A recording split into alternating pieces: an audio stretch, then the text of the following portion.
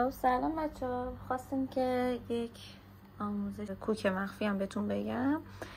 این شکلیه که شما دو تا لایه رو روی هم میذارید که میخواید به هم اتصال بدین. این لبه بالاییه، این لبه پایینیه. شما از اینجا نختون اومده بیرون. لول بعدی اینه که از اینجا برید.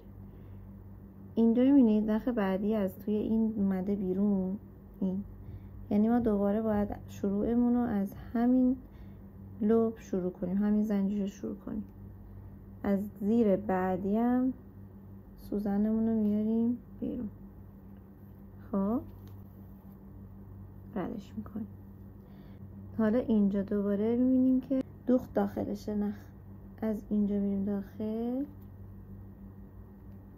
این شکلی. از بعدی میاریم بیرون. همینو ادامه میدیم. اینو یکم بکشید که زیاد شل نباشه. ببینید زیاد نباید بلند باشه نخ بینش. و بعد ادامهش که دادیم، مثلا همین قدم ادامه دادیم کافیه. بعد اینو میگیری گوشه رو اینطوری کوکش میزنی. حالا داریم این چرا از اینجا میشه؟ به خاطر اینکه نخ از همینجا داره تنگ میشه دیگه. نترس، بکش، خیلی راحت بکش. ببین الان اینجاشو میبینی هنوز بازه. تا زمانی که یک دست نشه باید بکشی. قشنگ بکش دستتو. میبینی؟ باز ایست میکنم یکم دیگه میخواد. تمام. کار این تمیزی رو بهت تحویل میده. یه روی اومده روی لایه زیریه، قشنگ پرس شده. ببینید متوجهش هستین؟ زیر کارم این شکلیه. تمیز یک دست. ببینید اینم از اتصال مخفیمون.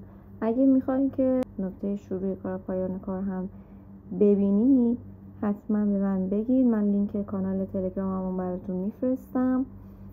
میتونید توی آموزش شرکت کنید. اونجا توی اون کانال من خیلی نکات ریزی رو اضافه کردم و بهتون میگم روز به روز داره آپدیت تر میشه. چیزای جدیدتر که یاد بگیرم باز اونجا میذارم.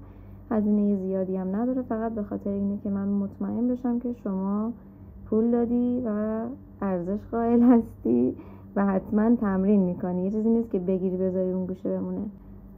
پس به من پیام بدین داخل تلگرام، کانال تلگرام عضوتون کنم و با هم دیگه آپدیت بشیم. ممنون از نگاه قشنگتون. حتما به پیام بدین، منتظرتونم.